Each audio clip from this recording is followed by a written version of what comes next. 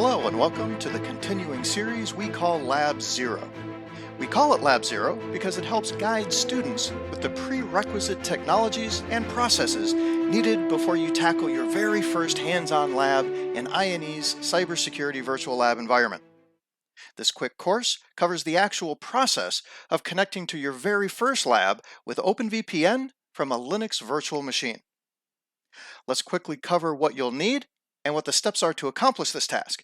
Then we'll show it to you live in a demo. First and foremost, you'll need an Ine account. Honestly, any account will do, because even our free starter pass comes with the entire penetration testing student learning path, or PTS for short. And PTS includes unlimited access to the specific Ine virtual labs for that path.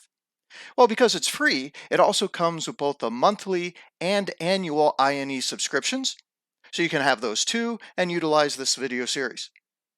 Ine's premium annual subscription not only comes with lab access for PTS, but it also includes access to the lab environment for every cybersecurity learning path within the Ine platform, and a few extra goodies as well, like access to exclusive boot camps and discounts for eLearn Security certification exam vouchers. Now, because most security tools are made for Linux, and many tools are only available on Linux, it is an absolute requirement for any security job to be proficient in that operating system. We'll be using Kali, although the process is the same for ParrotSec, as well as any Linux variant that you want to choose. We prefer Kali and Parrot because they are purpose-built Linux distributions with most cybersecurity tools already pre-installed and ready to go, but the choice is completely yours. Although you can use a desktop or a laptop with any of these OSs installed on them, however, we recommend using a virtual machine, or VM, of your operating system of choice. In the demo, we'll be using a Kali VM utilizing VirtualBox. Now, we will also assume that you already know what virtual machines are and that you also have a basic working knowledge of Linux. You should already know what virtual private networks are, or VPNs, and how to use them. If you're not familiar with VMs, Linux, or VPNs, look for our other offerings in the Lab Zero series to get you up to speed. We will be showing you how to connect to the very first lab in the PTS learning path. The PTS learning path is made up of 3 courses, which you will see in just a moment. The first course is Penetration Testing Prerequisites. At the top of that course, inside of my.ine.com, you'll find a link to the Ine Cybersecurity User Guide. Please use this as a documented reference for this and many of the other topics that we will cover in this Lab Zero series. All right, before we get to the live demo, I think it's important to get an overview of what we're setting out to accomplish.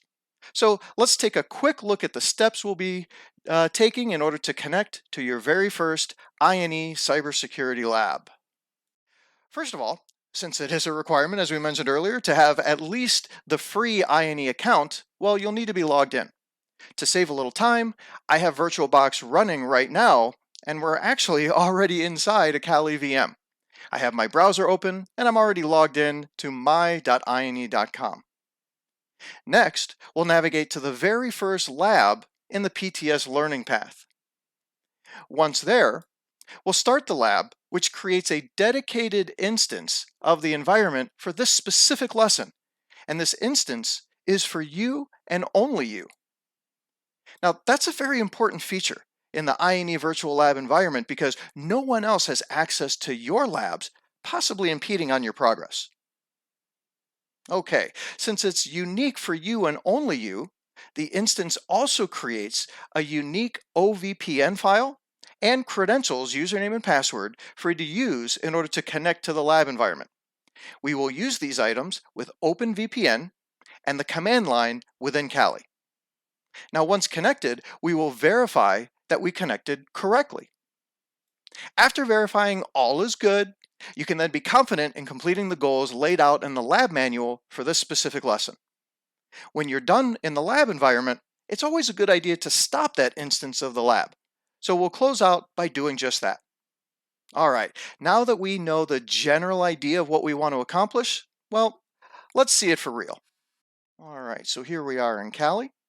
And as you can see, as I mentioned earlier, I'm already logged into my.ine.com. And you can see all the different course categories that we offer, from networking, cybersecurity, cloud, data science, and more. I'm obviously going to select cybersecurity.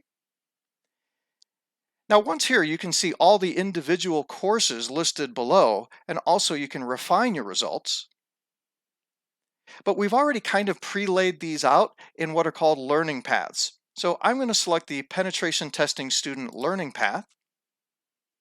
And once we get there, you can scroll down a little bit and you can see that this one learning path is made up of 3 different courses.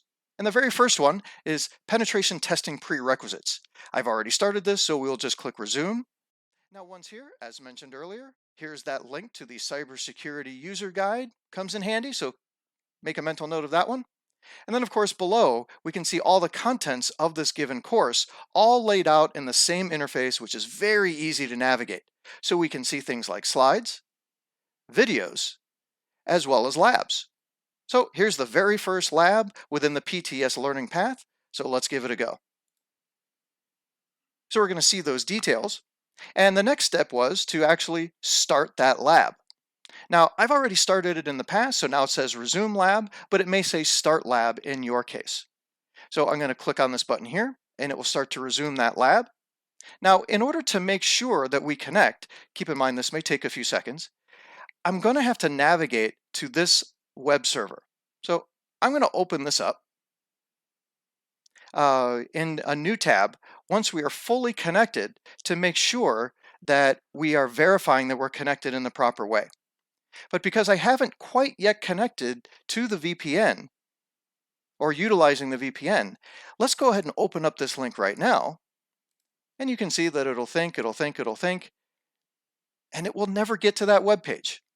So just proving to you guys that I am not yet connected, and it will only be accessible when I am properly connected to the lab by utilizing the credentials here.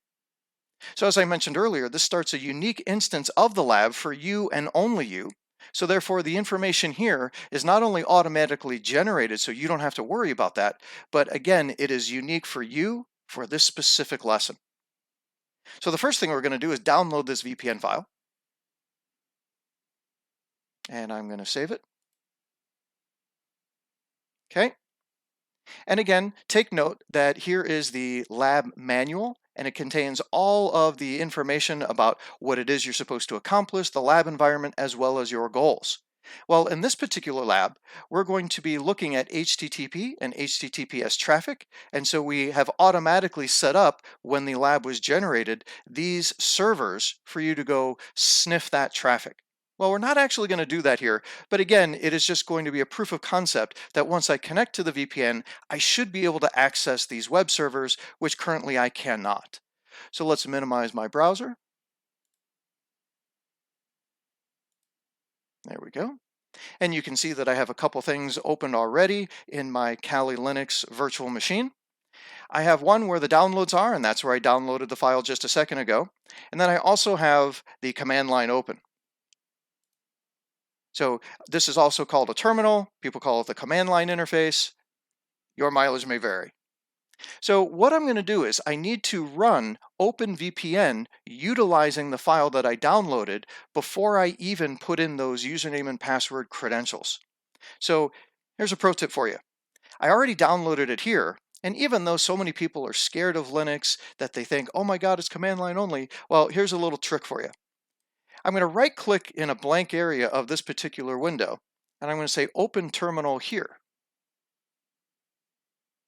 Now, granted, I already had that open here, but just to show you guys how I did that, I open up a brand new one.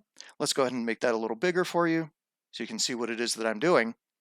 And now I need to run OpenVPN, but I need to do that with elevated privileges. So I'm going to do sudo OpenVPN. Then I'm going to type the very first letter of this file, and because I'm located within the downloads directory or folder, well, I can just hit tab in order to automatically complete that for me. Once I hit enter, it's going to say, all right, you need to run OpenVPN with higher credentials. So I need to know the user or the password for the username that you're logged into right now. So in this instance, I did not change from the defaults for the purposes of this video. I highly recommend that when you do install Kali that you do. But right now, the username is Kali and so is the password. Once I put in that password, it says, okay, great. You're okay to actually run OpenVPN with higher credentials. Now that you're logged, you're able to use OpenVPN, it grabs the information from this OVPN file on where it needs to connect and says, okay, I know where I'm supposed to go on the interwebs, but you need to give me a username. So let's go back to our browser and we are going to copy to clipboard our username. So we're going to right click and paste clipboard and hit enter. Now it needs a password. So now I'm going to copy to clipboard the password. Again, going back to my terminal window, right click, paste that to the clipboard, and I'm going to hit enter. Now once it does this, you can see that it says initialization sequence completed. Now also notice, and this is covered a little more in the Linux video of the Lab Zero series, that the command for OpenVPN did not close. So we're not back at the prompt that says Kali at Kali and in the downloads folder. Because of that, that means that OpenVPN is still running. Well, that's great. We want it to continue running the entire time we're connected to the lab or we won't have access.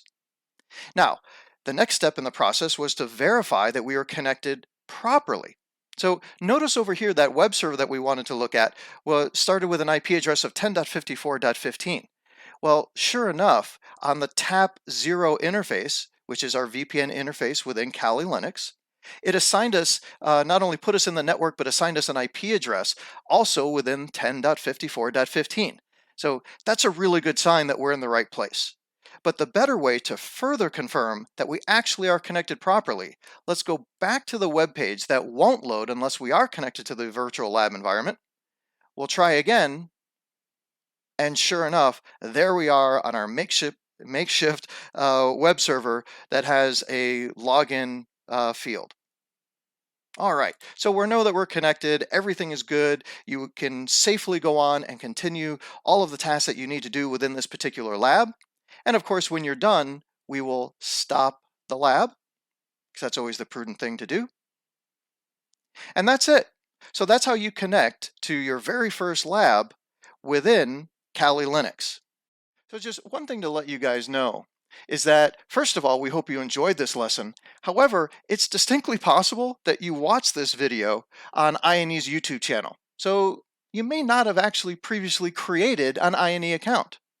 So with that in mind, you may want to try out what you just saw me do today on your own. Well, you can also get your career kickstarted by trying the Ine Starter Pass on your own. The Ine Starter Pass, for those who don't know, is 100% free, and it gives you access to numerous snippets of all of our course categories, like cybersecurity, networking, cloud, data science, and more, as you saw earlier. But also, it includes the full introductory security learning path called Penetration Testing Student, which we've all come to know and love during this video as PTS. Now, PTS in this free starter pass comes with all of the slides, videos, and unlimited time in our virtual labs, but it also includes 3 complete black box scenarios, which mimic real-world pen test jobs. And in order to do that, that will then prepare you for the eLearn Security EJPT certification exam, which, by the way, is not included in the starter pass. So head on over to ine.com and give it a try. You've got nothing to lose and a life-changing career move to gain. Thank you for joining us today, and happy hacking.